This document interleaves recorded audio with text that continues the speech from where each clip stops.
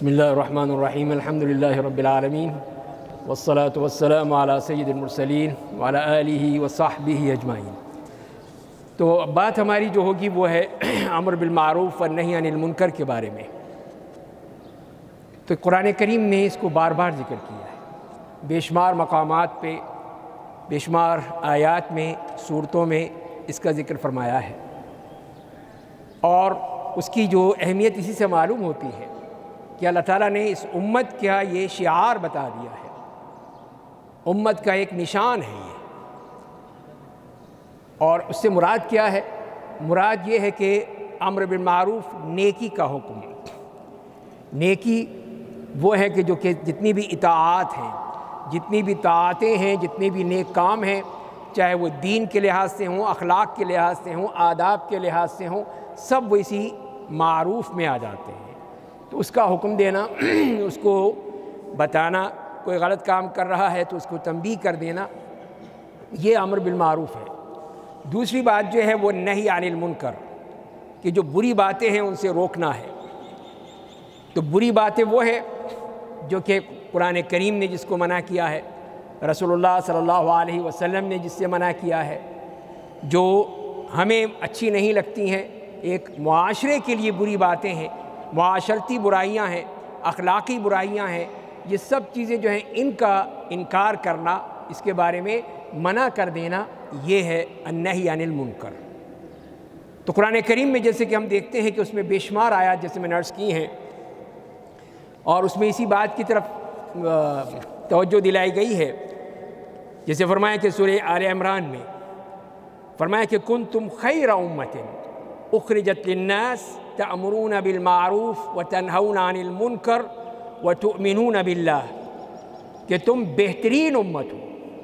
یہ غور کیجئے گا، بہترین امت کہا ہے اللہ تعالیٰ نے لوگوں کے لیے جس کو برپا کیا گیا۔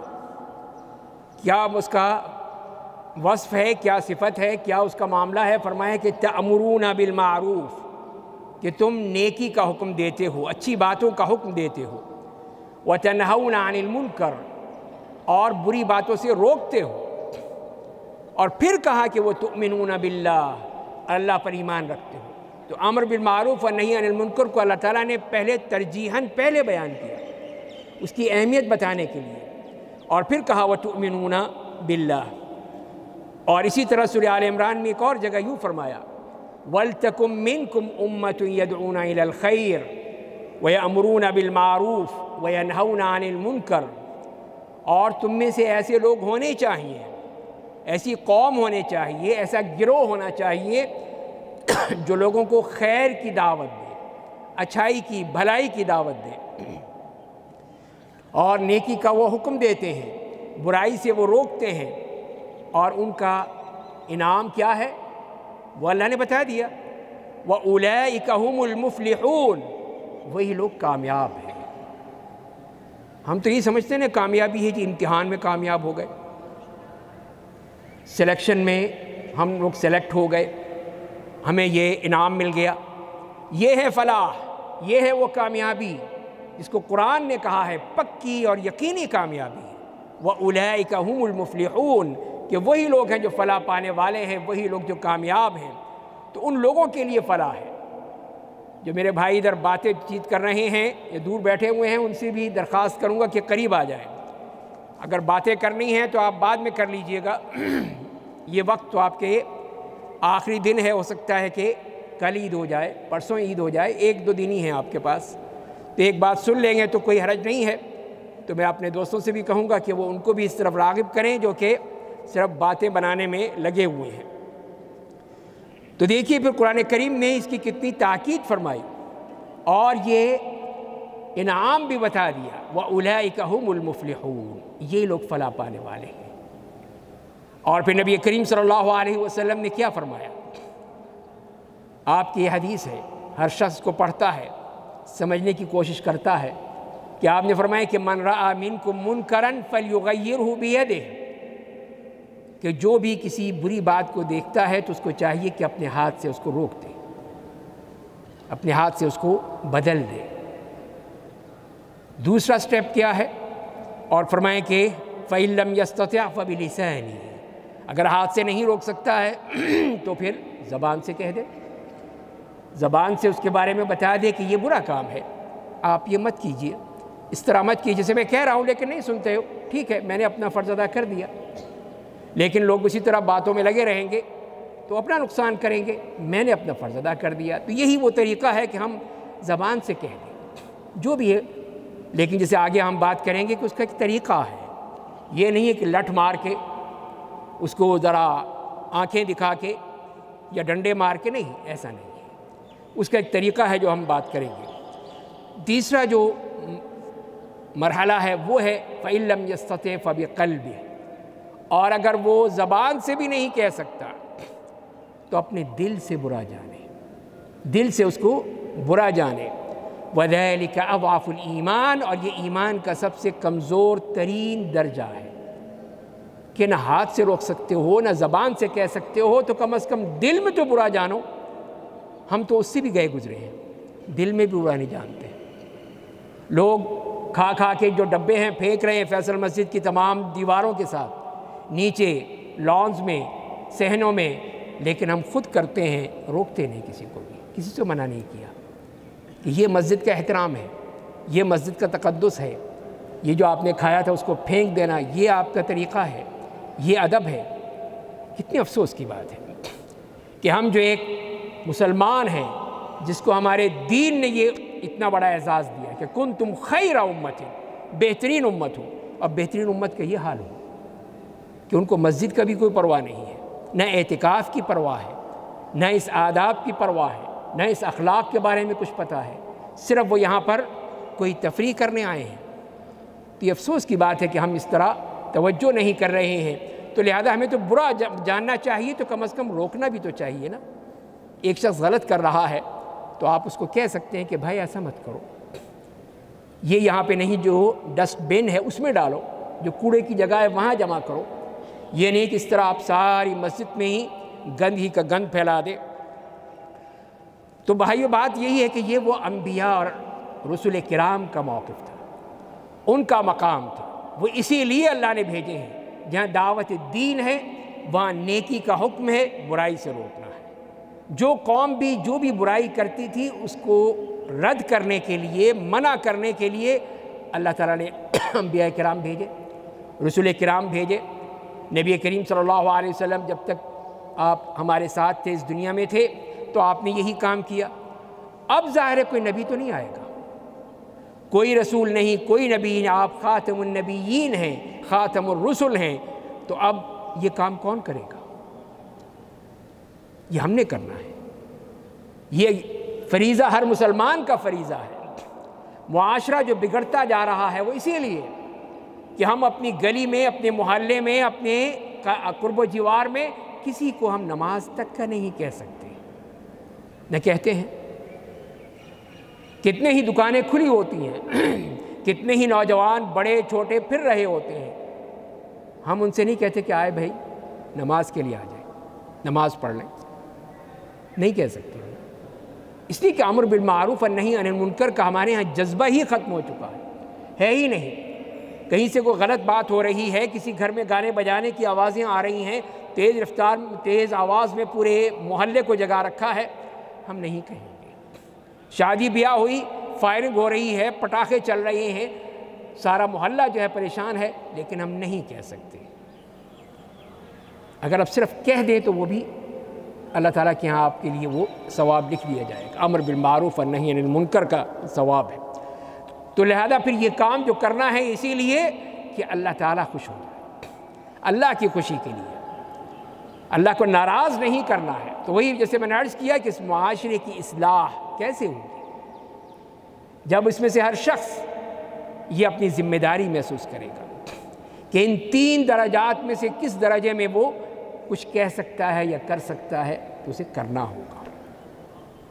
تو اسی لیے جیسے میں نے عرض کیا کہ اس کے بارے میں ہم یہ کوشش کریں کہ اس کو بتائیں۔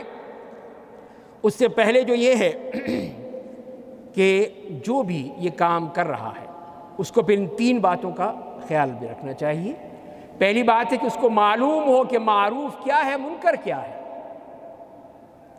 معروف اور منکر کی بھی تو پہچان ہونی چاہیے نا۔ تو اب جیسے کہ اب ہمارے ہاں جیسے عام طریقہ ہے ہماری سڑکوں پہ روڈز پہ کہ کوئی قانون نہیں ہے، لا قانونیت ہے۔ ابھی وہ مذہبی امور کے وزیر مارے گئے، وہ اسی لا قانونیت کا ہی شاخسانہ ہے کہ جب ایک قانون نہیں ہے، اگر قانون ہے تو وہ صرف عدالتوں کی فائلوں میں ہے، بس عمل کے لیے نہیں ہے۔ اگر کسی کو جاتا بھی ہے کوئی مجرم تو بڑے ٹھاٹ سے جاتا ہے کہ کچھ نہیں ہوگا، میں نکل آؤں گا۔ تو اسی لیے پھر قانون کی تو کوئی حیثیت ہے ہی نہیں۔ تو یہی ہے کہ لا قانونیت اسی لیے بڑھتی ہے جب کوئی روک ٹوک نہیں ہوتی۔ اگر یہاں پہ روک ٹوک ہو تو وہی ہے، ذرا جائیں نا باہر، ذرا دبئی کی سڑک پہ یہ کام کر کے دکھائیں نا، سعودیہ کی سڑکوں پہ کر کے دکھائیں نا، پھر پتہ چلے ان کو کہ وہاں پہ ان کو کیمرہ کیسے چیک کرتا ہے، اگلے ہی لمحے پولیس آتی ہے اور اٹھا کے لے جاتی ہے۔ لوگ کانپ رہے ہوتے ہیں کہ جی پولیس آ رہی، پیچھے سے پولیس کی گاڑی آ گئی ہے کہ موبائل ہاتھ میں رکھ کے آپ نے کیوں ڈرائیو کیا، آپ نے، وہ دیکھ رہا ہے آپ کو۔ تو یہ پولیس کا ڈر تو ہوتا ہے وہاں پر، یہاں تو وہ بھی نہیں ہے، لیکن اللہ کا ڈر نہیں ہے، اللہ کا خوف ختم ہو چکا ہے۔ تو یہ وہ چیزیں ہیں جس کے بارے میں عرض کر رہا ہوں یا آپ کو کہ یہ علم ہونا چاہیے کہ معروف کیا ہے، منکر کیا ہے۔ اب جو وہ شخص، جیسے کسی کی مثال دیکھ لیجئے ٹریفک میں، کہ اس کو پتہ ہے کہ کچھ نہیں ہوگا، اس کو روکیں بھی، کہیں گے ساری زندگی ساری لوگ تو کر رہے ہیں، میں نے کر دیا تو کیا ہوا، میں نے اپنی موٹر سائیکل چڑھا دی اس کے اوپر، فٹ پاتھ کے اوپر، تو پھر کیا ہوا، سارے تو کر رہے ہیں۔ اس لیے کہ ہمیں منکر کا پتہ ہی نہیں ہے، ہم اس کو منکر سمجھتے ہی نہیں ہیں، اپنا حق سمجھتے ہیں کہ مجھے یہ کرنا ہے۔ تو یہ چیزیں جو ہیں یہ بھی پہلے معلوم ہونا چاہیے کہ معروف کیا ہے اور منکر کیا ہے۔ جس چیز کے بارے میں آپ کوئی اچھی بات کہہ رہے ہیں، کیا واقعی وہ اس قابل ہے کہ وہ کہی جائے، یا منکر وہ چیز جو بری ہے، کیا واقعی وہ منکر ہے کہ اس کو روکا جائے، اس کا علم ہونا چاہیے۔ اور دوسری بات یہی ہے کہ نرمی کے ساتھ، رفق، اور نبی کریم صلی اللہ علیہ وسلم یہی فرمایا ہے، ما کان الرفق فی شیء الا زانہ، کہ رفق، نرمی جس چیز میں ہے اس کو وہ مزین کر دیتی ہے، خوبصورت بنا دیتی ہے، اور جس چیز سے اس کو نکل جائے تو اس کو بدصورت بنا دیتی ہے۔ تو یہی نرمی کے ساتھ، اخلاق کے ساتھ، محبت کے ساتھ، بڑے اچھے طریقے کے ساتھ، کوئی نماز پڑھ رہا ہے، غلط پڑھ رہا ہے، غلط طریقے سے جلدی اٹھک بیٹھک کر رہا ہے، تو آپ اسے آرام سے کہہ سکتے ہیں کہ میرے بھائی نماز کا ایک طریقہ ہے، آرام سے پڑھیے، سکون سے پڑھیے، جلدی مت پڑھیے، اس لیے کہ وہ نماز قبول نہیں ہوتی، اللہ تعالیٰ اس کے منہ پہ دے مارتا ہے۔ جیسے تو نے مجھے برباد کیا، نماز ہی کہتی ہے، جیسے تو نے مجھے برباد کیا، اللہ تجھے برباد کرے۔ اسی لیے پھر آپ اس کو اچھے طریقے سے سمجھا دیجئے بھائی کہ نماز اس طرح نہیں پڑھتے، جلدی نہیں کرتے، ٹھہر کے پڑھتے ہیں، رکوع ہے، اس کے بعد پھر اٹھنا ہے، پھر سجدہ کرنا ہے، تو یہ سب چیزیں آرام سے ہوں، سکون سے۔ یہ ہے رفق، یہ اچھی بات، اس کی مثالیں آئیں گی تو وہ اگر ہم کریں گے تو پھر دیکھیے وہ ضرور آپ کی بات سن لے گا، ضرور آپ کی بات سنے گا۔ آپ نے کوئی ڈنڈا نہیں مارا، آپ نے کوئی گالی نہیں دی، آپ نے کوئی اس کو دھمکی نہیں دی، بلکہ آپ نے پیار سے سمجھا دیا، بڑا ہو چھوٹا ہو کوئی بھی بات ہے، پیار کے ساتھ، سختی نہیں۔ تو یہی ہے کہ امر بالمعروف میں سختی کی اجازت بالکل نہیں ہے، جو بات ہے وہ آرام و سکون سے کہی ہے اور نرمی سے کہی ہے، سختی سے نہیں۔ اور تیسری بات یہ ہے جیسے کہ قرآن نے بھی کہا کہ وَاصْبِرْ عَلَىٰ مَا يَقُولُونَ وَاهْجُرْهُمْ هَجْرًا جَمِيلًا، صبر کرنا ہے۔ اگر آپ کو کوئی برا بات بھی کہہ دیتا ہے تو آپ کیجئے ٹھیک ہے جزاک اللہ، بس آپ آگے سے جواب مت دیجیے۔ کچھ لوگ نہیں برداشت ہوتا ان سے کہ کوئی ان کو کہے کہ اللہ تعالیٰ کہہ رہے ہیں نبی کریم سے یا ایھا النبی اتق اللہ، اے نبی اللہ کا خوف کیجیے۔ ہم کسی کو کہہ دیں اچھا تم مجھے کہتے ہو، مجھے کہہ رہے ہو تمہیں، وہ آگے سے اور آپ کے پیچھے پڑ جائے گا۔ تو لہذا پھر ایک داعی کا، ایک امر بالمعروف اور نہی عن المنکر کرنے والے کا پھر یہ فریضہ یہ ہوگا کہ صبر کرے، برداشت کرے۔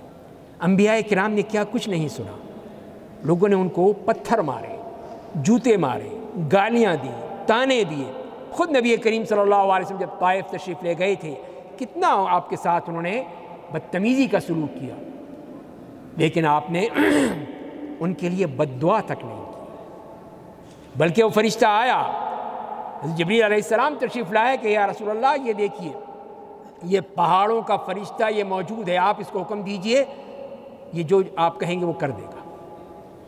وہ فرشتہ حاضر ہوا، یا رسول اللہ آپ بتائیے، حکم دے دیجئے، میں دونوں پہاڑوں کو ملا دوں، اس وادی میں جو کوئی سب مر جائیں گے، ختم ہو جائیں گے، نیست و نابود ہو جائیں گے کہ انہوں نے آپ کے ساتھ یہ سلوک کیا۔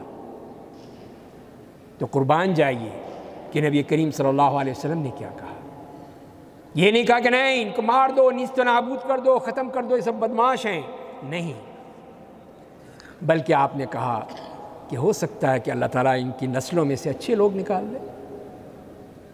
یہ ہے داعی کا جذبہ، داعی کا طریقہ صبر ہے، برداشت ہے، انتقام نہیں ہے، انتقام نہیں لیتا، کسی سے انتقام نہیں لیتا۔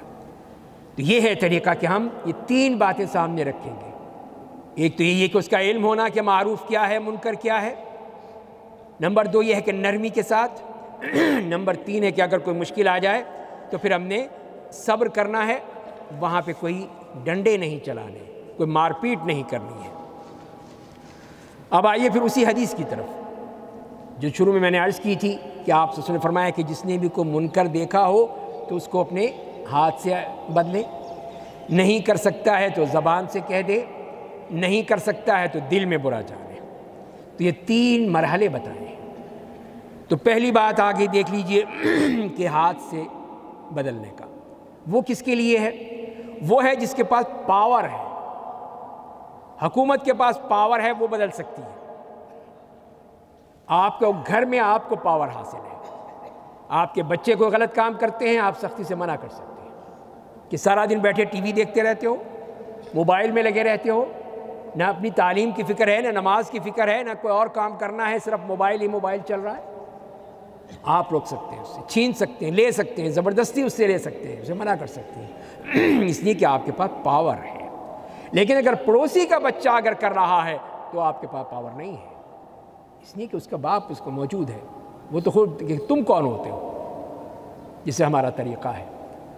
تو لہذا پھر ہاتھ سے پھر وہی بدلے گا جس کے پاس وہ طاقت ہے، قوت ہے، جس کو وہ نافذ کر سکتا ہے، اس کے پاس ہے۔ تو لہذا اس کو حق ہوگا کہ وہ پھر اس کو بدلے۔ تو جو بھی ہے اس میں اگر حکومت کرتی ہے، عدالت کرتی ہے، یا کوئی شخص اپنی ذاتی حیثیت میں اپنے گھر میں کرتا ہے تو یہ اس کو کرنا چاہیے، اس لیے کہ وہ ہاتھ سے کرنے کی طاقت رکھتا ہے۔ لیکن اگر آپ دوسرے لوگ کہیں پہ، جیسے ہمارے یہاں ہوئی غلطیاں کہ جی وہ چلے گئے لوگوں کے گھروں میں گھس گئے کہ یہاں پہ جو غلط کام ہو رہا ہے، تو آپ کسی کے گھر میں گھس کے نہیں مار سکتے اس کو۔ کسی کی دکان پہ کوئی چیز ہے تو آپ کہیں کہ اس کو مارو، جسے ہمارا طریقہ ہے، ذرا سی بات ہے فوراً آپ عدالت کے پاس جائیے، قانون کو بتائیے کہ یہاں غلط کام ہو رہا ہے۔ تو یہ طریقہ ہے جو کہ اللہ نے بتایا، اللہ کے رسول صلی اللہ علیہ وسلم نے بتایا ہے۔ تو لہذا پھر کسی کو نہیں ہے کہ وہ قانون اپنے ہاتھ میں لے اور پھر کہے کہ نہیں میں نہیں چھوڑوں گا اس کو، نہیں، آپ کو حق نہیں دیا گیا، حق صرف قانون کو ہے، عدالت کو ہے۔ ایک مسلمان ملک میں ہے تو وہاں پر وہ جو عدالت فیصلہ کرے گی کہ یہ شخص اس کا مستحق ہے یا نہیں ہے کہ اس کو سزا دی جائے، تو وہ کام کرے گی، آپ کا نہیں کہ آپ سزا دینے لگیں، آپ کسی چور کو پکڑیں اور چور کا ہاتھ کاٹ دیں، آپ کو حق نہیں ہے۔ تو یہی ہے کہ اس طرح کی ہر چیز کے بارے میں ایک نظام ہے، ایک قانون ہے، ایک شریعت ہے اللہ کی، اس کے مطابق چلیں گے تبھی ہم صحیح معنی میں اس کو نافذ کر سکیں گے۔ دوسرا مرحلہ ہے زبان سے، تو وہ سب سے پہلے تو ان کا ہے علماء کا، امام، خطیب، واعظ، ان لوگوں کا ہے کہ وہ لوگوں کی اصلاح کریں، لوگوں کو دین کی دعوت دیں، اپنے معاشرے میں جو برے کام ہو رہے ہیں ان سے متنبہ کریں، ان کو بتائیں کہ یہ کام نہیں کرنا ہے آپ نے، یہ غلط کام ہو رہا ہے، کہ رمضان کا مہینہ ہے، 27ویں شب ہے، اور لاہور میں کیا ہو رہا ہے؟ جی بتائیے، یہ T20 میچ ہو رہا ہے، یہ دیکھیے، یہ منکر ہے کہ نہیں ہے؟ کہ لوگوں کو ہم نے مسجد میں لانا ہے، لوگوں نے عبادت کرنی ہے، لیکن جی میچ رکھا ہوا ہے 25ویں شب کو 27ویں شب کو، تاکہ کوئی عبادت نہ کرے، سارے اسٹیڈیم میں آ جائیں، باقی سب لوگ جو ہیں اپنی اسکرینوں کے سامنے بیٹھ جائے، تو یہ ہے منکر۔ تو یہاں پر ظاہر ہے ہم نہیں روک سکتے، یہ تو حکومت کروا رہی ہے، تو وہاں پہ پھر ہمارا ہے کہ ہم بولیں، ائمہ کرام بولیں، واعظان بولیں، خطباء حضرات بولیں، وہ بتائیں کہ یہ غلط کام ہو رہے ہیں، کیوں تباہ کر رہے ہو قوم کو، قوم پہ عذاب کیوں آتے ہیں؟ اسی لیے جب اس قسم کے حکمران آ جائیں جو قوم کو تباہ کر رہے ہوں، قوم کو اللہ سے، اللہ کے رسول سے دور کر رہے ہوں، تو پھر تباہی آتی ہے۔ ذرا دیکھ لیں قریب میں کتنے ہی ملک ایسے تباہ ہو رہے ہیں، اس لیے کہ اللہ تعالیٰ ظالم نہیں ہے۔ پچھلی قوموں کا بھی پڑھ لیجئے کہ اللہ تعالیٰ کا جو فیصلہ ہوتا ہے وہ ہو کر رہتا ہے۔ وَإِن تَتَوَلَّوْا يَسْتَبْدِلْ قَوْمًا غَيْرَكُمْ ثُمَّ لَا يَكُونُوا أَمْثَالَكُمْ، اگر تم منہ پھیر لوگے تو میں پھر دوسری قوم لے آؤں گا اور تمہاری طرح نہیں ہوں گے۔ پھر کہاں گئی وہ سپر پاور جو تھی پہلے؟ رومی طاقت تھی، کہاں چلی گئی؟ ایرانی طاقت تھی، وہ کہاں چلی گئی؟ قیصر و کسریٰ کہاں تھے؟ فرعون و قارون اور حامان کہاں گئے؟ اللہ تعالیٰ نے سب صاف کر دیا ہے، یہ اللہ کا قانون ہے۔ تو وہ کئی سو سال کے بعد اس کی تبدیلی ہو جاتی ہے۔ پھر تو یہی اگر مسلمان بھی نہیں مانیں گے تو اللہ بھی پھر ان کے ساتھ پھر وہی کرے گا، اس قوم کو تباہ کر دیتا ہے۔ شام اور عراق اور لبنان کا حال دیکھ لیجئے جا کے، نہیں ہے تو ان کے حالات پڑھ لیجئے کہ وہ قومیں تباہ ہو چکی ہیں۔ اسی لیے کہ جو اللہ کو چھوڑ دے، اللہ کے رسول کو چھوڑ دے، کہ ہر قسم کی اوریانی، فحاشی، بے حیائی، بدکاری، بدکرداری وہ انہوں نے پال لی تھی، اب بھی جو کر رہے ہیں ان کا حشر بھی یہی ہوگا۔ پھر چاہے وہ کہیں ہوں، کسی بھی مقدس ترین مقام پر بھی ہوں، لیکن اللہ کو نہیں مانیں گے، اللہ کے رسول کی بات نہیں مانیں گے، تو وہی حشر ہوگا جو اللہ نے کہہ دیا ہے، چاہے وہ کہیں بیٹھے ہوں۔ اس لیے کہ اللہ کے ہاں کوئی چہیتا لاڈلا نہیں ہے، اللہ کے ہاں وہی ہے کہ جو اللہ کے احکام پر چلتا ہے، وہ ہے اللہ کا بندہ، اللہ اس کی سنتا ہے، اس کی مدد کرتا ہے۔ اور من حیث القوم، جو قوم بھی غلط طریقے پہ جاتی ہے اس کی تباہی پھر مقدر ہو جاتی ہے۔ تو تیسرا جو ہے پھر وہ، تو دوسرا میں جیسے میں نے بتایا کہ علماء کا، وعاظ کا، دعات کا، داعی حضرات کا، ان کا یہ فرض ہے کہ وہ اپنی زبان سے کہیں، بتائیں لوگوں کو یہ غلط کام ہو رہے ہیں، اس کے بارے میں متنبہ کریں۔ اور تیسرا پھر آ جاتا ہے کہ دل سے برا جاننا، کہ دل سے برا ماننا ہے، اور وہی جیسے میں نے عرض کیا کہ وہ سب سے کمزور درجہ ہے۔ اور اس سے مراد یہی ہے کہ دل سے برا جاننے کا کہ اس کی ہمیں نفرت ہو، اس سے ہمیں نفرت ہمارے دل میں پائی جائے کہ یہ کام ہو تو رہا ہے لیکن میں کچھ نہیں کر سکتا، تو اس کا بغض، اس کی نفرت وہ ہمارے دل میں موجود ہو کہ ہم نے یہ کام نہیں کرنا ہے، اور کوشش کرنی ہے کہ لوگوں کو بچانے کی کوشش کریں۔ لیکن یہ بغض ہوگا تبھی تو آپ اس کو برا جانیں گے، یہ نفرت ہوگی تبھی تو برا جانیں گے۔ لیکن اگر نفرت ہی نہیں ہے، احساس ہی ختم ہو چکا ہے، ہوتا ہے ہو رہے تھے مجھے کیا، جہاں خسمان خان منو کی، اگر ہم یہی سمجھتے رہے تو ٹھیک ہے، پھر معاشرہ دیکھ لیجئے، سارے خسمانوں کھا رہے ہیں۔ تو یہی چیز ہے میرے بھائیوں کہ ہم نے جب برا ماننا بھی چھوڑ دیا ہے، برا نہیں مناتے اس کو، ہونا ہے تو ہونے دو، خود ہی مانے جائیں گے، تو یہ تو طریقہ نہیں ہے۔ اسلام یہ نہیں سکھاتا کہ تم یہ سمجھتے ہو کہ تم ٹھیک ہے۔ بعض ایک روایت اس طرح آتی ہے کہ اللہ تعالیٰ نے حکم دیا ایک بستی کو ختم کرنے کا، تو فرشتوں نے کہا کہ اللہ اس میں ایک اچھا بندہ بھی ہے، نیک بندہ بھی ہے، بڑی باتیں کرتا ہے، بہت عبادت گزار ہے، وہ بھی تو موجود ہے۔ کہا کہ اسی سے شروع کرو پہلے، اس لیے کہ کبھی بھی اس کی پیشانی پہ کوئی بل نہیں آئے لوگوں کو دیکھ کے، کبھی اس نے نہیں سوچا کہ یہ بستی والے کیا کر رہے ہیں، وہ صرف اپنی مسجد میں، اپنی خانقاہ میں بیٹھا رہا، باہر نہیں نکلا، تو پہلے اسی سے شروع کرو، اس کو ختم کرو اور پوری بستی کو تباہ کر دو۔ تو یہ ہے اللہ تعالیٰ کا معاملہ کہ صرف عبادت سے کام نہیں چلے گا، نہیں، باہر نکلنا ہوگا، لوگوں کو بتانا ہوگا کہ یہ بری بات ہے، یہ برا کام ہے، یہ برے اعمال ہیں، اسی لیے پھر وہ اس کے لیے پھر جب بغض پیدا ہوگا اس گناہ سے، اس برائی سے، اس کی مثال ہی دیکھ لیجئے کہ ہمارے ہاں جو لباس پہنتے ہیں آج کل خاص طور پہ، جی ہم پورے ہندوستان کی کاپی کرتے ہیں. عورتیں تو کرتی ہی ہیں، وہ ننگا لباس پہنیں گی تو یہ بھی پہنیں گی.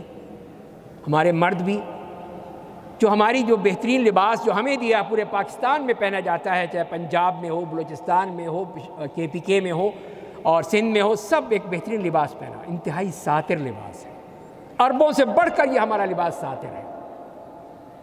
اس کو چھوڑ کے وہی آپ بمبئی کا اور کلکتے کا اور حیدرآباد اور دہلی کے پجامے پہن رہے ہیں، ان کا لباس پہن رہے ہیں، اس لیے کہ ہم نے اس کو سمجھا ہی نہیں برا کہ یہ فیشن ہے. فیشن ہے تو لہذا پہنو اس کو. اب عید پہ دیکھ لیجئے گا کہ معلوم ہے کہ سارے کے سارے جو ہیں وہ کوئی دلی سے آیا ہے، لکھنؤ سے آیا ہے یا حیدرآباد سے آیا ہے. میں نے پوچھا بھی آپ کہاں سے تشریف لائے ہیں آپ، کہ وہی بالکل وہی آپ نے وہ کرتا پہن رکھا ہے، وہی پاجامہ ہے، ویسی ہی ٹوپی ہے، کہ حیدرآباد سے آئے ہیں، بمبئی سے، کلکتے سے، الہ آباد سے، کہاں سے آئے ہیں؟ نہیں جی میں تو اتھے دہی ہوں. تو ظاہر ہے کہ پھر وہ تقلید ہی ہوئی نا، ایک چیز برا مانتے ہی نہیں. ہم نے یہ ہے کہ ہم نے ہر چیز جو امپورٹ ہے اس کو لازمی استعمال کرنا ہے، اس لیے کہ ہماری اسی سے محبت ہے، ہمارا اسی سے تعلق ہے. ہم یہ نہیں دیکھتے کہ اللہ نے کیا کہ اللہ کے رسول نے کیا کہا ہے، لیکن ہم اسی پہ ہیں کہ اس کی نقل اتار لیں. تو لہذا جو گناہ کی بات ہے، معصیت ہے، برے اخلاق ہیں، بری باتیں ہیں، ان سے نفرت، یہ ہے ایک مسلمان کا شعار کہ اس میں. تو قرآن کریم نے جہاں پر یہ بھی کہہ دیا ہے، اب اس میں دیکھ لیجئے کہ جب ہمیں حکم دے دیا گیا کہ یہ دونوں کام تم نے کرنے ہیں، نیکی کرنی ہے، گناہ چھوڑنے ہیں. اور اگر کوئی شخص گناہ گار ہے بھی تو اس کا پہلا فرض یہی ہے کہ وہ گناہ چھوڑ دے. گناہ چھوڑے، خود کر رہا ہو اور دوسروں کو تلقین کر رہا ہو، یہ انتہائی غلط بات ہے. قرآن نے یہی کہا ہے أَتَأْمُرُونَ النَّاسَ بِالْبِرِّ وَتَنْسَوْنَ أَنفُسَكُمْ وَأَنْتُمْ تَتْلُونَ الْكِتَابَ أَفَلَا تَعْقِلُونَ، کہ تم لوگوں کو نیکی کا حکم دیتے ہو اور اپنے آپ کو بھول جاتے ہو. نہیں جی میں تو بڑا مولوی ہوں، بڑا عالم دین ہوں، شیخ الاسلام ہوں، میں تو یہ ہوں، میں وہ ہوں، مجھے کیا ضرورت ہے، یہ تو ان لوگوں کو ضرورت ہے بس. نہیں، قرآن کہہ رہا ہے کہ نہیں، اپنے آپ کو مت بھولو. وَتَنْسَوْنَ أَنفُسَكُمْ وَأَنْتُمْ تَتْلُونَ الْكِتَابَ، تم قرآن کریم کو، کتاب کو پڑھتے ہو، جانتے ہو، پھر بھی تم نہیں مانتے تو تم سب سے بڑے مجرم تم ہو. اسی لیے اللہ تعالیٰ کے ہاں جب وہ 3 آدمی پیش کیے جائیں گے، 3 آدمی، ایسی دہلا دینے والی وہ حدیث ہے کہ جس میں نبی کریم صلی اللہ علیہ وسلم نے فرمایا کہ سب سے پہلے جو لوگ پیش ہوں گے اللہ کے حضور کون ہوں گے؟ سب سے پہلے وہی ایک مجاہد جس نے جہاد کیا، وہ آئے گا. اللہ تعالیٰ پوچھے گا کہ میں نے تو یہ نعمتیں دی تجھے، یہ دیا، وہ دیا، تو نے بتا تو نے کیا کیا؟ کہا کہ یا اللہ میں نے تو اپنی جان بھی قربان کر دی تھی، جہاد کیا تھا، قتال کیا تھا. تو اللہ تعالیٰ کہ نہیں، اسی کہ اللہ تعالیٰ جانتا ہے، اس لیے کہ تو نے اس لیے جہاد کیا تھا کہ لوگ کہیں گے بہت بڑا مجاہد اعظم تھا. تمغہ نشان حیدر تجھے دیا جائے گا، تیرے قصیدے پڑھے جائیں گے، تیرا نام لیا جائے گا، لے جاؤ اس کو جہنم میں پھینک دو اس کو. اس نے میرے لیے نہیں کیا تھا، اپنے لیے کیا تھا. دوسرا آئے گا ایک عالم دین، قرآن کا عالم، حدیث کا عالم، اسے اللہ تعالیٰ اپنی نعمتیں گنوائیں گے، پوچھیں گے بتا تو نے کیا کیا؟ کہا کہ اللہ میں نے سب کچھ کیا، تیرے دین کو پہنچایا، خطبے دیے، واعظ دیے، یہ کیا، وہ کیا، سب کچھ کیا. تو اللہ تعالیٰ فرمائیں کہ نہیں، تو نے اس لیے کہا کہ تجھے لوگ شیخ الاسلام کہیں، تجھے اس لیے کیا کہ تو تیرے نعرے لگائیں، تجھے اس لیے کیا کہ تیری فوٹو ہر جگہ، ہر اخبار میں، ہر سوشل میڈیا پر چلے. بڑا شوق ہوتا ہے لوگوں کو کہ ہمارا بھی نام آنا چاہیے. آج کل تو ہر ایک کے پاس کیمرہ تو موجود ہی ہے نا، اپنی فوٹو لے کے لگا دو.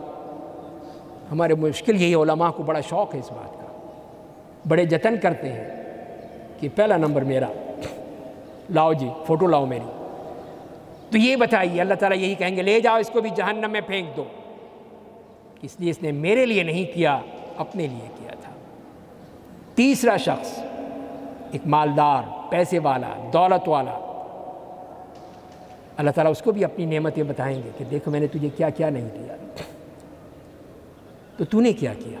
کہا کہ اللہ میں نے کوئی جگہ نہیں چھوڑی جو تو نے حکم دیا تھا وہاں خرچ نہ کیا ہو۔ اتنے لنگر خانے کرا دیے، اتنی پناہ گاہیں بنا دی، اتنے لوگوں کو کھلا دیا، اتنی عورتوں کی شادیاں کرا دیں، اتنے یتیموں کو پال دیا، اتنے یہ کر دیا وہ کر دیا۔ کہا کہ جھوٹ بولتا ہے، جھوٹا ہے تو نے اس لیے نہیں کیا تھا، بلکہ اس لیے کیا تھا کہ تیرا نام آئے گا۔ اور ہمارے سیاستدان کس لیے کرتے ہیں؟ کہ ان کو ووٹ ملے گا۔ کوئی درد نہیں ہے ان کو آپ کا، ان کو درد صرف اپنے دل کا درد ہے کہ یہ کرسی ملے گی کہ نہیں ملے گی۔ تو اللہ تعالیٰ اس سے بھی کہیں گے لے جاؤ اس کو جہنم میں پھینک دو، اس لیے کہ اس نے میرے لیے نہیں کیا تھا، یہ صرف دکھاوے کے لیے تھا، الیکشن کے لیے تھا، ووٹ حاصل کرنے تھے اس نے۔ تو یہ ہے میرے بھائیوں کی اصل چیز کہ لوگوں کو اپنے آپ کو بھول جاتے ہیں۔ تو اپنے آپ کو بھولنا نہیں ہے، بلکہ ہم نے وہ عمل کرنا ہے جو دوسروں کو کہہ رہے ہیں، خود نمونہ بننا ہے۔ تو نبی کریم صلی اللہ علیہ وسلم جو اسوہ حسنہ تھے، نمونہ تھے ہر چیز میں، صحابہ کرام جو خود نمونہ تھے ہر چیز میں، یہ نہیں کہتے تھے کہ تم کرو میں نہیں کرتا، نہیں۔ تو اصل چیز یہی ہے ایک داعی دین کے لیے کہ وہ پھر خود نمونہ بنے لوگوں کے لیے۔ اور اسی میں پھر یہی ہے کہ ہم چیز جب کہتے ہیں اس کا مطلب ہرگز نہیں ہے کہ ہم کسی کی برائیاں جو ہیں پھیلاتے پھریں کہ یہ دیکھو جی اس کو تو نماز پڑھنی نہیں آتی، یہ دیکھو یہ کیا کام کرتا ہے، روزے رمضان ہے روزے ہی نہیں رکھتا، اس کے گھر میں تو یہ ہو رہا ہے، اس کے گھر میں وہ ہو رہا ہے۔ نہیں، یہ غلط بات ہے، ہمیں اس سے منع کیا گیا۔ جبکہ نبی کریم صلی اللہ علیہ وسلم یہ فرمایا کہ وَمَن سَتَرَ مُسْلِمًا سَتَرَهُ اللَّهُ فِي الدُّنْيَا وَالْآخِرَةِ، جس نے بھی کسی مسلمان کی پردہ پوشی کی، پردہ ڈال دیا اس کے اوپر، تو پھر اللہ تعالیٰ کیا کریں گے؟ دنیا میں اس کے اوپر پردہ ڈال دیں گے اور آخرت میں ہی پردہ ڈال دیں گے۔ کتنا بڑا احسان ہے، کتنا بڑا اعزاز ہے اللہ کی طرف سے۔ لیکن ہم نہیں، ہم تو بریکنگ نیوز چلاتے ہیں، دے دو کہ یہ دیکھو اس نے یہ کیا، اس نے یہ کیا، اس نے یہ کیا، اس نے یہ کیا۔ یہ طریقہ ہے لوگوں کے عیوب بیان کرنا، لوگوں کی غلطیاں کرنا، لوگوں کے اسکینڈل اچھالنا، نہیں، یہ غلط بات ہے۔ تو یہ امر بالمعروف میں نہیں آتا، اس لیے کہ اس سے جو نقصان ہوگا وہ کیا ہوگا کہ ایک تو سب سے بڑی دشمنیاں پیدا ہوں گی کہ اچھا یہ میری بارے میں باتیں کرتا ہے، ایسی کی تیسی میں چھوڑوں گا نہیں اس کو، دشمنی پیدا ہو گئی، نہیں مانے گا وہ۔ دوسری بات یہ ہے کہ پھر لوگوں کے درمیان بھی یہ چیز پھیل جاتی ہے کہ اچھا یہ چیز بھی ہے، ہمیں بھی کرنی چاہیے، پھر ہم بھی یہ کام کریں۔ اس نے بھی اپنے گھر میں وہ گیس کھینچنے کے لیے یا پانی کھینچنے کے لیے موٹریں لگا رکھی، ہم بھی لگائیں۔ ایک برا کام ہو رہا ہے، جب سب کو پتہ چل گیا تو سب نے شروع کر دیا، تو اب نہ گیس کسی کو ملے گی، نہ پانی ملے گا، نہ بجلی ملے گی، اس لیے کہ ہم سب سے بڑے مجرم ہم خود ہیں۔ تو لہذا پھر ہم دیکھ لیجئے کہ نبی کریم صلی اللہ علیہ وسلم نے جہاں حکم دیا، لیکن وہاں پہ حکمت کے ساتھ بعض صحابہ نے کہا کہ بعض جو عمراء ہیں، کسی فوج کے ہیں یا کسی اور کام کے ہیں، ان کے بارے میں شکایت آئی کہ وہ نماز کو اس کے وقت سے دیر کر دیتے ہیں، مؤخر کر دیتے ہیں، نماز وقت پہ نہیں پڑھاتے، اس لیے کہ اس وقت تو یہی لوگ جو امام، جو لیڈر ہوتا تھا، جو کمانڈر ہوتا تھا، وہی امام بھی ہوتا تھا۔ تو یہ شکایت آ گئی، تو صحابہ نے کہا کہ افلا نقاتلہم، ہم ان کے خلاف قتال نہ کریں، قتال کر لیں، ان کے خلاف خروج کریں، جلوس نکالیں، بدنام کریں؟ کہا کہ نہیں، منع کر دیا۔ یہ چیزیں نہیں، قانون میں جیسے میں نے عرض کیا، قانون اپنے ہاتھ میں نہیں لینا۔ آپ نے فرمایا کہ لا ما اقاموا فیکم الصلاۃ، لا ما اقاموا فیکم الصلاۃ، نہیں، کسی بھی امیر، کسی سے حاکم کے خلاف نہیں نکلنا جب تک کہ وہ نماز پڑھ رہا ہے۔ نماز ایک جو پہلا درجہ اور سب سے اہم درجہ ہے، اس پہ جو قائم ہے، اس کے خلاف ہم خروج نہیں کر سکتے، بغاوت نہیں کر سکتے، قتال نہیں کر سکتے، رسول اللہ فرما رہے ہیں۔ تو یہ دیکھیں کہ یہ تو ہماری جمہوریت نے ہمارا دماغ خراب کر دیا ہے، لیکن اسلام یہی کہہ رہا ہے کہ جس کو تم نے حاکم بنا دیا اب مانو اس کی بات. تو یہی چیز جو ہے وہ آپ نے یہی فرما دیا. اور پھر نبی کریم کہ یہ فرمان بھی ہے کہ من رأى من امیرہ شیئا یکرہہ فلیصبر علیہ، کہ اگر وہ اپنے حاکم میں کوئی بری بات دیکھتا ہے تو اس کو چاہیے کہ وہ صبر کرے، برداشت کرے. اس لیے کہ اصل چیز امن و امان ہے، سکون و اطمینان ہے. آپ خود دیکھتے ہیں ہڑتالیں ہوتی ہیں، جلوس نکلتے ہیں اور پتہ نہیں کیا کچھ ہوتا ہے، پھر کیا پورا امن درم برم ہو جاتا ہے پورے ملک کا، پورے قوم کا، پورے علاقے کا. اسی لیے فرمایا کہ بری بات ہے تو صبر کر لو. اور فرمایا کہ من فارق الجماعت شبرا فمات فمیتتہ میتۃ جاہلیہ. اور فرمایا کہ جو بھی اس طرح جماعت جو کہ مسلمانوں کی جماعت ہے اس سے باہر نکلتا ہے تو فرمایا کہ اگر وہ ایک بالشت بھر بھی باہر نکلتا ہے اور مر جاتا ہے اس کی جو موت ہے وہ جاہلیت کی موت ہے، اسلام پر نہیں مرا ہوا. یہی ہمیں خیال کرنا چاہیے کہ ہم کیا کر رہے ہیں. تو اب آگے دیکھتے ہیں کہ ہمارے پھر جس معاملے میں اصلاح کے معاملے میں جو پھر ہمیں بتا دیا گیا ہے کہ اس کا طریقہ کیا ہے، اور اس کے بارے میں پھر ہمیں اس کی جو کیٹیگریز ہیں وہ بھی ہمیں سمجھنا ہوں گی کہ اس کے ذریعے سے کس طرح ہم ایک بات کو پہنچانا ہے لوگوں تک. تو اس کے لیے پھر نبی کریم صلی اللہ علیہ وسلم کی جو طریقے ہیں، اس لیے کہ لوگ ایک معاشرے میں چار طرح کے لوگ ہیں، ان کا علاج اس کے مطابق ہوگا.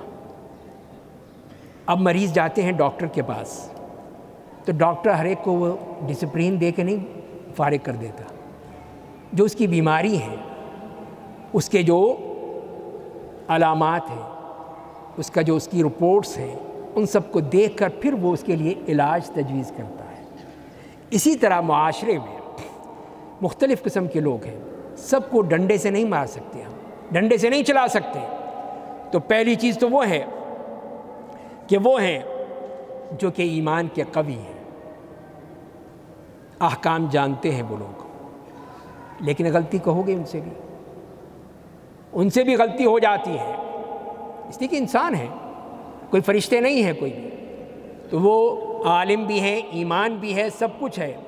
تو لہذا ان کے لیے کسی قسم کا عذر نہیں ہے، ان کو معاف نہیں کر دیا جائے گا کہ یہ نہیں جی یہ بہت بڑے علامہ ہیں.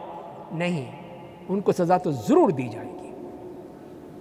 پڑھ لیجئے سورہ توبہ میں ان 3 صحابہ کا قصہ پڑھ لیجئے. وہ صحابہ کرام تھے، ایمان بھی تھا، علم بھی تھا، جانتے بھی تھے، سب کچھ تھا، لیکن جہاد سے پیچھے رہ گئے، غزوہ تبوک میں نہیں گئے. تو پھر کیا ہوا؟ اللہ تعالیٰ کی طرف سے حکم آ گیا ان کا بائیکاٹ کر لو، کوئی ان سے بات تک نہیں کرے گا. 40 دن کے بعد آیا حکم اپنی بیوی کو بھی بھیج دو گھر. کہا طلاق دے دوں؟ کہا نہیں طلاق نہیں دینی، بس گھر سے باہر بھیج دو. اتنی سختی، 50 دن بائیکاٹ. وہ بائیکاٹ جو دنیا نے کبھی دیکھا تھا، نہ دیکھا ہوگا، نہ دیکھیں گے. ایسا بائیکاٹ کہ پورے مدینے میں وہ چلتے پھرتے تھے، کوئی بات نہیں کرتا تھا ان سے. پڑھ لیجئے وہ حدیث میں سیدنا کعب ابن مالک وہ بڑی تفصیل سے بتاتے ہیں کہ کیا کچھ ہوا. باقی 2 حضرات تو گھر میں بیٹھے روتے رہتے تھے کہ یہ کیا ہو گیا ہمارے ساتھ. لیکن کعب ابن مالک نکلتے تھے، بازاروں میں جاتے تھے، کسی کو سلام بھی کرتے تھے تو سلام کا جواب تک نہیں دیتا تھا کوئی. اس لیے کہ اللہ کے رسول کا حکم یہی تھا کہ بائیکاٹ، یہ سزا دی گئی. تو اسی لیے یہ ذمہ داری ان کے اوپر ہے جو ایمان کا دعویٰ کرتے ہیں، علم کا دعویٰ کرتے ہیں. ان کی جو ہے سزا بھی سخت ہوتی ہے. اس کا نمونہ آپ دیکھ لیجئے. نمبر 2 وہ ہے ایمان کا تو قوی ہے لیکن احکام نہیں جانتا، لا علم ہے، جاہل ہے، لیکن غلطی ہو جاتی ہے اس سے، پھر ظاہر انسان ہے. اسی میں حدیث آتی ہے کہ رسول اللہ صلی اللہ علیہ وسلم نے ایک شخص کے ہاتھ میں انگلی میں سونے کی انگوٹھی دیکھی. آج تو بڑے شوق سے پہنتے ہیں نا. اب شادیاں ہوں گی، دلہا صاحب جو ہیں وہ انگوٹھی پہنے ہوئے ہوں گے. کسی کی مجال ہے کسی کی کہے کہ ذرا اتار دو، منہ پہ چپیڑ مارے گا، میری شادی کی انگوٹھی ہے. شرم نہیں آتی ذرا سی. تو رسول اللہ صلی اللہ علیہ وسلم نے اس شخص کی انگلی میں سونے کی انگوٹھی دیکھی تو آپ نے کیا کہا؟ تو آپ نے فرمایا کہ تم میں سے کوئی شخص آگ کا انگارہ لے کے، غور سے سن لیجئے کہ اس لیے کہ ہمارے معاشرے کی یہ خرابی ہے، آگ کا انگارہ لے کے اپنی انگلی میں ڈال لیتا ہے، اس کو خوف نہیں آتا کہ اللہ اس کے ہاں کیا حساب کرے کہ سونا پہن رہا ہے، اس کی بیوی کو پہننی چاہیے، اس کی دلہن کو پہننا چاہیے کہ اس کو پہننا چاہیے؟ تو اس نے پھر جلدی سے اٹھا کے وہ پھینک دی۔ نبی کے قسم تشریف لے گئے تو لوگوں نے کہا کہ اٹھا لو، اب آپ تو چلے گئے ہیں۔ کہا کہ نہیں، اللہ کی قسم کہ جو چیز نبی کریم صلی اللہ علیہ وسلم نے میری انگلی سے نکال کے پھینکی ہے میں اس کو نہیں اٹھاؤں گا۔ یہ ہوتی ہے نفرت کہ ایک گناہ ہے تو نفرت ہونی چاہیے، بس یہ نہیں کہ اٹھاؤ جی جیب میں پالو، نہیں۔ تو یہ دیکھیے کہ وہ پھر ایمان کا تو قوی تھے، صحابی تھے، لیکن حکم نہیں جانتے تھے، تو رسول اللہ نے بتا دیا ان کو۔ تو لہذا پھر اس صورت میں پھر ایسے شخص کو بتانا ہوگا، سمجھانا ہوگا کہ بھائی یہ غلط کام کر رہے ہیں آپ، یہ صحیح نہیں ہے۔ آپ بھی کوشش کیجئے، اگر یہ کہ جوتے نہ پڑے تو پھر ٹھیک ہے، کہ ذرا کہیے کسی دولہا سے کہ ذرا بھائی انگوٹھی تو اتار کے جیب میں ڈال لو، لیکن خطرہ بھی ہے ویسے۔ تیسرا کیا ہے؟ جو ایمان کا کمزور ہے، ضعیف الایمان ہے اور احکام جانتا ہے لیکن ایمان کا کمزور ہے، تو اس کی مثال دیکھیے، تو اس کو بھی ہم سمجھائیں گے، بتائیں گے، اس کی بھی تعلیم کریں گے، اس کو بتائیں گے کہ تمہیں یہ کام اس طرح نہیں کرنا چاہیے جو اس نے کیا ہے۔ تو اس میں حضرت ابو امامہ رضی اللہ تعالیٰ عنہ کی حدیث آتی ہے کہ ایک نوجوان آیا رسول اللہ صلی اللہ علیہ وسلم کے پاس، غور سے سنیے گا اس حدیث کو بھی۔ تو اس نے کہا کہ یا رسول اللہ صلی اللہ علیہ وسلم، اذن لی بالزنا، مجھے زنا کرنے کی اجازت دے دیجئے، بدکاری کی اجازت دے دیجئے۔ آپ سمجھ کے اس کا علاج کیسے کرنا ہوگا؟ ہم جیسا ہوتا کہ اچھا بدماش تو یہاں پہ بدکاری کرے گا، ایک لگاؤں گا تجھے تیری ایسی کی تیسی تیری۔ نہیں، یہ تو رسول اللہ تھے، کیا محبت، کیا اخلاق، دیکھیے کتنا، یہ حدیث سن لیجئے کتنی محبت سے آپ نے اس کو سمجھا دیا، کتنے اچھے طریقے سے اس کے دل میں چیز بٹھا دی۔ تو صحابہ کرام تو ایک دم مشتعل ہو گئے، او یہ کیا کر رہا ہے، یہ کیا کہہ رہا ہے تو، ایک دم غصے میں آ گئے۔ تو آپ نے کہا کہ نہیں، ٹھہرو، ایسی بات نہیں، آؤ میرے قریب آؤ، میرے بیٹے ذرا قریب آ جاؤ میرے۔ آپ نے کتنی محبت سے اس کو قریب کیا، اور جب قریب آیا آپ کے پاس بیٹھ گیا، آپ نے اس سے پہلا سوال کیا، اتحبہ لامک، کیا تم یہی چیز اپنی ماں کے لیے پسند کرو گے؟ کہا کہ نہیں، یہ تو کبھی ہو ہی نہیں سکتا، اللہ تعالیٰ آپ کو، مجھے آپ پر قربان کر دے، کبھی ہو ہی نہیں سکتا کہ میں اپنی ماں کے لیے پسند کروں۔ تو آپ نے فرمایا کہ اسی طرح لوگ اپنی ماؤں کے لیے بھی نہیں پسند کرتے، ظاہر ہے جس کے ساتھ کرو گے کسی کی ماں تو ہو سکتی ہے نا۔ تو پھر آپ نے پوچھا کیا تمہاری بیٹی ہوتی ہے تو بیٹی کے لیے پسند کرو گے؟ کہ نہیں یا رسول اللہ، یہ تو ہو ہی نہیں سکتا، میں آپ پر فدا ہو جاؤں، یہ تو نہیں ہو سکتا کہ میں اپنی بیٹی کے لیے پسند کروں۔ کہا کہ اسی طرح لوگ اپنی بیٹیوں کے لیے بھی نہیں پسند کرتے۔ معاشرہ تھا، نیک معاشرہ تھا۔ تیسری بات آپ نے کہی کہ کیا تم اپنی بہن کے لیے پسند کرتے ہو؟ کوئی بہن کے ساتھ، تمہاری بہن کے ساتھ، سگی بہن ہو، اس کے ساتھ کوئی بدکاری کرے؟ کہا کہ لا واللہ، نہیں یا رسول اللہ، نہیں ہو سکتا، میں آپ پر فدا ہو جاؤں، یہ ہو ہی نہیں سکتا ہے۔ تو آپ نے فرمایا کہ اسی طرح لوگ بھی اپنی بہنوں کے لیے پسند نہیں کرتے۔ تو پھر آپ نے پوچھا مزید، اس لیے کہ ڈوز ذرا کافی اچھی دینی چاہیے تھی، وہی آپ نے دی اس کو۔ آپ نے پوچھا کیا تم اپنی پھپھی کے لیے پسند کرتے ہو؟ تمہارے باپ کی بہن ہے، کیا اس کے لیے پسند کرو گے؟ کہا کہ نہیں یا رسول اللہ، لا واللہ، نہیں، وہ تو ہو ہی نہیں سکتا، تو اور میں آپ پر فدا ہوں، یہ بھی کہتا ہے بار بار۔ تو آپ نے فرمایا کہ اسی طرح لوگ بھی اپنی پھپھیوں کے لیے پسند نہیں کرتے۔ اور پھر فرمایا، پھر ایک اور ڈوز بھی دے دی، کیا تم اپنی خالہ کے لیے پسند کرتے ہو، اس کے ساتھ کوئی بدکاری کرے؟ کہا کہ لا واللہ، نہیں، یہ تو ہو ہی نہیں سکتا ہے، میں آپ پر فدا ہو جاؤں، یہ ہو ہی نہیں سکتا ہے۔ تو پھر آپ نے اپنا ہاتھ، اپنے دستہ مبارک اس کے دل پہ رکھا اور اس کے لیے دعا کر دی، اللہم اغفر ذنبہ وطہر قلبہ وحسن فرجہ، کہ اے اللہ اس کے گناہ معاف کر دے، اے اللہ اس کے دل کو صاف کر دے، اے اللہ اس کی شرمگاہ کی حفاظت فرما دے۔ تو پھر کیا نتیجہ تھا؟ پھر وہی تھا، پھر تو وہ صالحین میں شمار ہو گیا، پھر وہ کسی طرف دیکھتا بھی نہیں تھا، نظر اٹھا کے نہیں دیکھتا تھا کسی عورت کی طرف۔ تو دیکھ لیجئے کیسا بہترین طریقہ تھا کہ نبی کریم صلی اللہ علیہ وسلم نے، اس کا ایمان ذرا کمزور تھا، اس کے ایمان کو آپ نے ایکسلریٹ کر دیا، اور بڑھا دیا اور بڑھا دیا اور اونچا پہنچا، اتنا اونچا پہنچا دیا کہ اب اس کے لیے گناہ کرنا ناممکن تھا کہ وہ یہ گناہ کرے، سوچنا تو دور کی بات ہے، وہ کرے گا بھی نہیں کبھی۔ یہ ہے نبی کریم صلی اللہ علیہ وسلم کا طریقہ کار ایسے لوگوں کے لیے کہ ایمان بہت کمزور ہو چکا تھا، اس کے ایمان کو آپ نے اپ گریڈ کر دیا۔ چوتھا نمونہ بھی دیکھ لیجئے، وہ کون ہے کہ ایمان بھی نہیں ہے، احکام بھی نہیں جانتا، جاہل آدمی ہے، ایمان بھی بہت کمزور ہے۔ تو اس کے لیے پھر کیسے کیا نبی کریم صلی اللہ علیہ وسلم نے کہ آپ جسے انس فرماتے ہیں کہ ہم لوگ مسجد میں موجود تھے اور نبی کریم صلی اللہ علیہ وسلم بھی تشریف فرما تھے کہ ایک بدو آیا، ظاہر کچی مسجد تھی، کوئی پکی مسجد، کوئی اس پہ ماربل تو لگے ہوئے نہیں تھے، کچی مسجد تھی، ایک بدو آیا، وہیں پہ ایک طرف بیٹھ کے پیشاب شروع کر دیا، پیشاب کرنا شروع کر دیا۔ اب صحابہ کرام بھاگے دوڑے، یہ کیا کر رہا ہے، یہ پکڑو اس کو، مارو، یہ کون ہے بدماش، مسجد پلید کر دی، خراب کر دی۔ تو نبی کریم صلی اللہ علیہ وسلم نے کیا کہا کہ نہیں، ابھی پیشاب کر رہا ہے تو اب تم اس کو روکو گے، یہ پیشاب روکے گا یا تو پھیلا دے گا، پورے علاقے میں پیشاب ہی پیشاب ہو جائے گا، ٹوٹی تو کھل گئی نا، تو ظاہر ہے کہ پھر جگہ پیشاب ہی ہو جائے گا، اب کیسے روکے گا تو اس کے لیے مصیبت، پھر وہ کئی مسئلہ بن جائے اس کے مسانے میں۔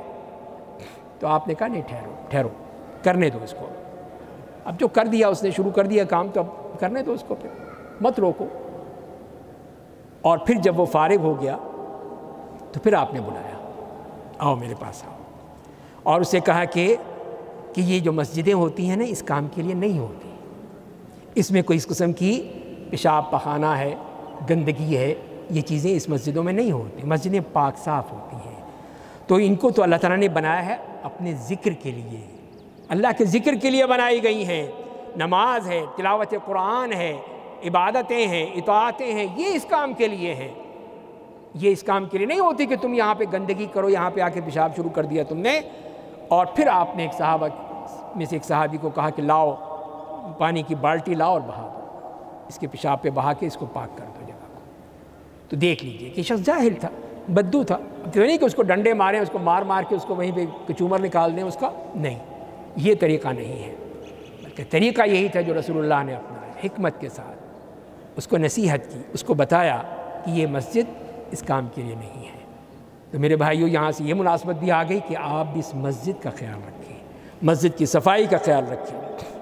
اور پھر قرآن نے ہمیں یہی کہا کہ ادع الی سبیل ربک بالحکمۃ والموعظۃ الحسنہ وجادلہم باللتی ہی احسن، کہ تین طریقے بتا دیے ہیں کہ لوگوں کو اللہ کے دین کی دعوت دینی ہے، نیکی کا حکم دینا ہے، لیکن کس طرح؟ حکمت کے ساتھ، سمجھ بوجھ کے ساتھ، بصیرت کے ساتھ، ڈنڈے کے ساتھ نہیں۔ اور دوسری بات والموعظۃ الحسنہ، اچھی نصیحت کے ساتھ، اس کے ساتھ ہم دیں گے تو وہ چیز جو ہے وہ کامیاب ہوگی، وہ پھر اصل ہدف تک پہنچ جائے گی۔ اگر کہیں مسئلہ آ جائے پھر مجادلہ کا، بات چیت کا، تو جادلہم باللتی ہی احسن، جو بہترین طریقہ اس کے مطابق مجادلہ کیجیے، لڑائی جھگڑے سے نہیں، تو تکار کے ذریعے نہیں، گالم گلوچ کے ذریعے نہیں، بلکہ اچھے طریقے کے ساتھ۔ ٹھیک ہے، تم بھی دلیل دو، میں بھی دلیل دیتا ہوں، دیکھتے ہیں کہ کس کی دلیل اچھی ہے، مضبوط ہے، بس بات ختم ہو جائے گی۔ تو یہ ہمیں طریقہ بتایا قرآن کریم نے، تو اسی لیے پھر اس لیے کہ یہ دین امن و امان کا دین ہے، سلامتی کا دین ہے، محبت کا دین ہے، آپس میں رواداری کا، حلم کا، معاف کر دینے کا، درگزر کرنے کا دین ہے، لڑائی جھگڑے کا دین نہیں ہے۔ تو میرے بھائیوں، یہ ہماری خصلت ہے، ہم اس ملک میں ہیں، ہم اپنی جانتے ہیں خصلتوں کو کہ ہم برداشت نہیں کرتے، تو یہ ہمیں حوصلہ پیدا کرنا ہوگا کہ ہم کسی کی برائی دیکھیں تو اچھے طریقے سے اس کو منع کر دیں، اس کے منکر کا ازالہ کرنے کی کوشش کریں، مار پیٹ، لڑائی جھگڑا، فساد، قتل و غارت، نہیں، یہ چیزیں نہیں۔ اسی سے ہم بدنام بھی ہوتے ہیں اور نقصان بھی ہوتا ہے۔ اللہ تعالیٰ ہمیں صحیح معنی میں امر بالمعروف اور نہی عن المنکر کرنے کی توفیق عطا فرمائے، تاکہ اس معاشرے کی اصلاح ہو جائے، یہ معاشرہ جو ہے وہ صحیح راستے پہ چل سکے۔ اس کے لیے پھر ہمیں اس کے لیے کام کرنا ہوگا۔ تو لہذا پھر یہ ضرورت ہے ہمارے تمام مسلمانوں کی، تاکہ اس معاشرے کو بچا سکیں، ورنہ اگر معاشرہ تباہ ہو گیا، اللہ تعالیٰ ناراض ہو گیا، تو پھر بتائیے کیا ہوگا۔ تو اسی لیے اس کو بچانے کے لیے کہ جس کی مثال نبی کریم صلی اللہ علیہ وسلم نے اس کی بہترین مثال دی ہے، کہ آپ نے فرمایا کہ ایک مثال یہ دی کہ ایک سمندر میں ایک کشتی جا رہی ہے، اور اس کشتی میں لوگوں نے قرآن اندازی کی، اور اس میں کچھ لوگوں کو اوپر جگہ ملی عرشے پر، کچھ لوگوں کو تہہ خانے میں جگہ ملی۔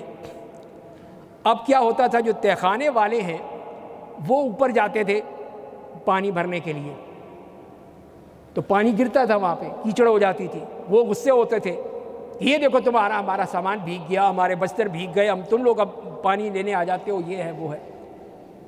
تو تہہ خانے والوں نے سوچا کیوں نہ ہم اپنے حصے میں پیندے میں سوراخ کر لیں گے، وہیں سے ڈالیں گے، بالٹی پانی نکال لیں گے، کتنا اچھا کام ہے بتائیے۔ لیکن رسول اللہ نے یہی فرمایا، اگر وہ لوگ ان کو نہیں روکیں گے تو خود بھی ڈوبیں گے، ان کو بھی سب ڈوب جائیں گے، اوپر والے بھی نیچے والے بھی سب ڈوب جائیں گے۔ یہ ہے اصل چیز کہ جب انکار منکر نہیں ہوتا تو پوری کشتی ڈوبتی ہے، پورا معاشرہ ڈوبتا ہے، سب تباہ ہو جاتا ہے۔ وہی ہمارے بھائی نے بات کی ہے کہ وہی ہاتھ میں قانون لے لینا، جیسے کہ سیالکوٹ کا واقعہ ہے، دوسرے واقعات ہوتے ہیں، تو یہ انتہائی خطرناک ہے، کسی صورت بھی جائز نہیں ہے کہ جو سمجھدار لوگ ہیں وہ روکیں ان لوگوں کو۔ اس قسم کی جو لوگ چاہتے ہیں کہ اس قسم کا کوئی مسئلہ پیدا ہو، لوگوں میں پینک پھیلے، لوگ لڑائی جھگڑا کریں، قتل و غارت ہو، یہ دشمن ہیں ہمارے معاشرے کے، ان کو روکنا ہے آپ نے۔ اس کا طریقہ قانون کا طریقہ ہے، قانون کے پاس جائے۔ وہ فیصل آباد میں ایک عورت نے دعویٰ کر دیا، رسول بن کے آ گئی، لوگ آ گئے، مارنا پیٹنا نہیں ہے، ایسی بات نہیں ہے، ٹھیک ہے آپ بتائیے، قانون موجود ہے، پولیس کو کہیے، وہ لے گئی، ٹھیک ہے، یہ اب قانون اپنا راستہ دیکھے گا خود۔ اس میں یہ نہیں ہے کہ ہم اس کو جوتے ماریں، اس کو پتھر ماریں، نہیں، یہ غلط بات ہے۔ اسی لیے پھر قانون کو اپنے ہاتھ میں لینا یہ امر بالمعروف نہیں ہے اور نہ ہی نہی عن المنکر ہے۔ دوسری بات ہے، ایمان کو بڑھانے کے لیے موجودہ دور میں کیا طریقہ اپنایا جائے؟ تو ایمان جو ہے وہ بڑھتا ہی ذکر الہی سے ہے، اللہ کے ذکر سے، الا بذکر اللہ تطمئن القلوب، کہ اللہ کے ذکر سے پھر اطمینان قلب پیدا ہوتا ہے، دل مضبوط ہوتا ہے، ایمان بڑھتا ہے۔ تو ذکر الہی آپ کی نماز میں ہے، آپ کی تلاوت میں ہے، آپ کے درود شریف پڑھنے میں ہے، آپ کی تسبیحات پڑھنے میں ہے، سب یہ ذکر الہی کے طریقے ہیں، ان کے ذریعے سے اپنے دل کو مضبوط کیجئے اور پھر اللہ کو یاد کیجئے۔ آپ کو یہ موقع ملا ہے یہاں پہ 10 دن کا، تو اسی تنہائی میں اللہ کو یاد کیجئے، اللہ تعالیٰ آپ کے دل کو بھی، آپ کے ایمان کو بھی مضبوط تر کر دے گا۔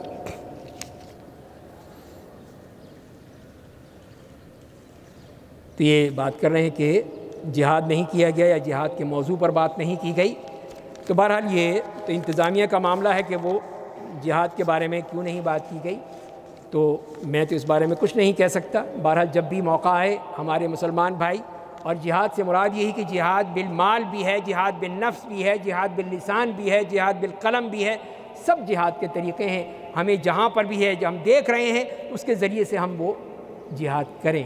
آپ کے پاس یہ موبائل ہی موجود ہے، اس کے ذریعے سے جہاد کر سکتے ہیں، اس کے ذریعے سے دین کی دعوت پھیلا سکتے ہیں، اس کے ذریعے سے لوگوں کی غلطی کی نشاندہی کر سکتے ہیں۔ تو بہرحال اس پر بھی بات ہونی چاہیے۔ اللہ پاک نیک مردوں کو جنت عطا کرے گا، تو قیامت کے دن نیک و پرہیزگار عورتیں بھی جنت میں جائیں گی؟ جی ہاں، ضرور جائیں گی۔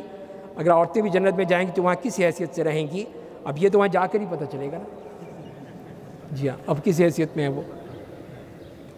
تو پہلے تو یہ ہے کہ جو نیک بیویاں ہیں وہ آپ کو ہی ملیں گی، اللہ یہ کہ کسی سے کہا تھا نا کہ وہ بیوی بھی جائے گی جنت میں، کہ نہیں پھر نہیں میں جاؤں گا، مینوں نہیں چاہیے دی جنت ہے، وہ یہ بھی جائے گی نا، نہیں پھر نہیں چاہیے تھا، ایسی نہ ہو، اچھی ہوں بیوی، نیک بیویاں ہوتی ہیں ماشاءاللہ، اللہ نے بہت سی خواتین میں تو نیکی بہت ہوتی ہے، تو نیک بیویاں تو آپ کو ملیں گی، تو قرآن نے یہی بتایا ہے۔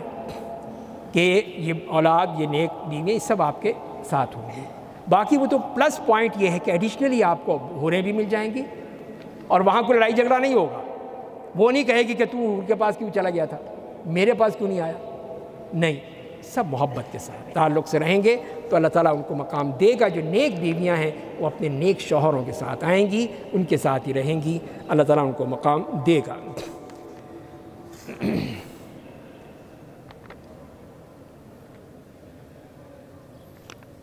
بہرحال یہ لمبا سوال کیا گیا ہے، معاملہ یہی ہے کہ جو ماں کی نافرمانی کسی صورت میں بھی نہیں ہونی چاہیے، کہ اگر کوئی بھی اولاد کوئی غلط کام کرتی ہے اور ماں روکتی بھی ہے تو پھر وہ اپنا ٹھکانہ دیکھ لے کہاں ہوگا، کہ جو ماں کی بات نہیں مانتا، اگر وہ کوئی اچھی بات کہہ رہی ہے، کسی بری بات سے روک رہی ہے اور وہ غلط کام کر رہا ہے، غلط قسم کی محفلوں میں بیٹھتا ہے، غلط قسم کی خواتین سے تعلق ہیں، تو پھر وہ اپنا ٹھکانہ بنا لے، تو اس کا ٹھکانہ پھر بہت برا ہوگا، جہنم میں ہی اس کو جگہ ملے گی، کس لیے کہ ماں کو بھی ناراض کیا، اللہ کو بھی ناراض کیا۔